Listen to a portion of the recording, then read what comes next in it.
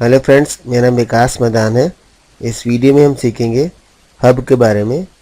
Hub एक ऐसी device है जो हम नेटवर्क में यूज़ करते थे कंप्यूटर्स को कनेक्ट करने के लिए। यानी जब भी अगर हम दो कंप्यूटर कनेक्ट करना चाहते हैं तो हम नॉर्मल एक क्रॉस केबल के थ्रू इनको कनेक्ट कर सकते हैं। लेकिन अगर नंबर ऑफ़ कंप्यूटर्स ज़्यादा हो तो ऐसा पॉसिबल नहीं हो पाएगा। इसके लिए हमें हब डिवाइस की ज़रूरत पड़ती थी। अगर हम इस पिक्चर में देखें तो ये जो डिवाइस है ये एक हब है और इसके साथ ये इंडिविजुअल केबल जा रही है सब कंप्यूटर को कनेक्ट करने के लिए। हब आने से पहले हम नेटवर्क में एक टोपोलॉजी थी जिसको हम बोलते थे बस टोपोलॉजी, जिसके अंदर सभी कंप्यूटर एक केबल के थ्रू कनेक्ट होते थे। इसका डिसएडवांटेज ये था, अगर केबल कहीं से भी ब्रेक हो जाए तो पूरा का पूरा नेटवर्क डाउन हो जाता था। तो बस टोपोलॉजी के बाद जो टोपोलॉजी आई वो थी स्टार टोपोलॉजी, और हम स्टार टोपोलॉजी में हब को यूज़ किया करते थे। हब में हर एक कंप्यूटर के लिए एक इंडिविजुअल पोर्ट दिया होता है और सभी कंप्यूटर एक इंडिविजुअल पोर्ट से कनेक्ट होते हैं। यानी अगर एक ये केबल ख़राब होती है तो सिर्फ इस सिस्टम में ही प्रॉब्लम आएगी, बाकी सब चलते रहेंगे। तो आइए हब को हम और डिटेल में समझते हैं। हब की अगर हम डेफिनेशन देखें तो सिंपल डेफिनेशन है, hub allows multiple computer to connect with each other to make network. यानी हब कंप्यूटर्स को अलाउ करती है नेटवर्क बनाने के लिए।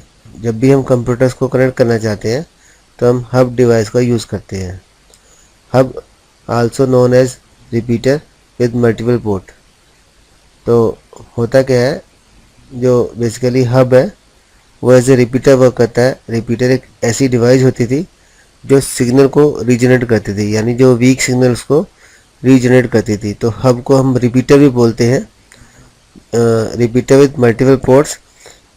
एक्चुअल में जो पहले रिपीटर आता था उसके अंदर एक इनपुट होता था और एक आउटपुट होता था, लेकिन हब के अंदर मल्टीपल पोर्ट्स होते हैं जिसके साथ मल्टीपल कंप्यूटर कनेक्ट होते हैं। तो बेसिकली हब रीजनरेट करता था वीक सिग्नल्स को डाटा भेजने से पहले। नेक्स्ट पॉइंट है, हब फिजिकली में वर्क करता है। तो जब भी हम मल्टीपल कंप्यूटर कनेक्ट करेंगे तो हमें हब डिवाइस की ज़रूरत पड़ती है। आजकल हब की जगह स्विच यूज़ किया जाता है। हब एक हाफ डुप्लेक्स डिवाइस की तरह वर्क करता है। इसका मतलब हब के अंदर जब भी कोई डाटा ट्रांसफ़र करेगा, हब नेटवर्क में जब भी कोई डाटा ट्रांसफ़र करेगा कंप्यूटर, तो एक कंप्यूटर सिर्फ सेंड कर सकता है, बाकी सभी रिसीव करते हैं।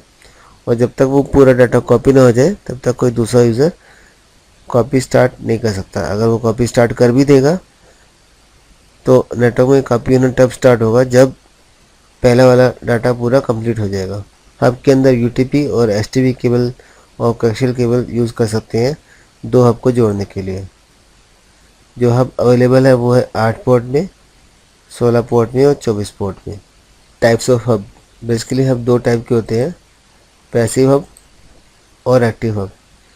Passive hub does not require the external power connection as passive hub do not regenerate the signal before forwarded data.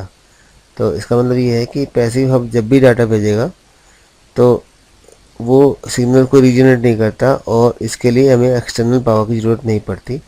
जैसे मैंने बताया था, हब जो है बेसिकली वीक सिग्नल को रीजनरेट करता है। तो एक्टिव हब जो है वो रिपीटर का काम करता है। इसके अंदर इसको ये वीक सिग्नल को रीजनरेट करके आगे फॉरवर्ड करता है। अगर हम इसको हम पिक्चर के थ्रू समझें तो यह देखिए, ये हब है।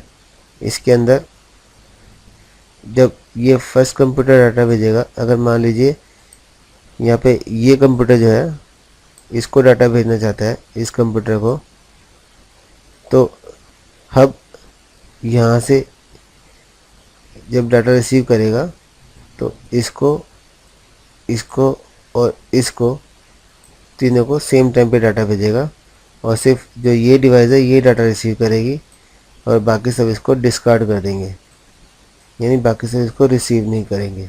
जैसे मान लीजिए हमारे डाटा गया हब में और ये तीनों जगह जाएगा और सिर्फ यही डिवाइस रिसीव करेगी और बाकी सब इसको डिस्कार्ड कर देंगे। हब का एडवांटेज ये है कि इसके अंदर अगर अगर एक केबल ख़राब होगी तो सिर्फ वही सिस्टम डिस्कनेक्ट होगा, बाकी सारे जो है वर्क करते रहेंगे। और डिसएडवांटेज ये है हब नेटवर्क का, अगर सेंट्रल डिवाइस हब ख़राब होगी तो पूरा का पूरा नेटवर्क डाउन हो जाएगा। अगर यह वीडियो आपको अच्छा लगा हो तो प्लीज़ लाइक करें और सब्सक्राइब करके मेरे और भी लेटेस्ट वीडियो की इन्फॉर्मेशन आप अपने ईमेल आईडी पर रिसीव कर सकते हैं। Thank you.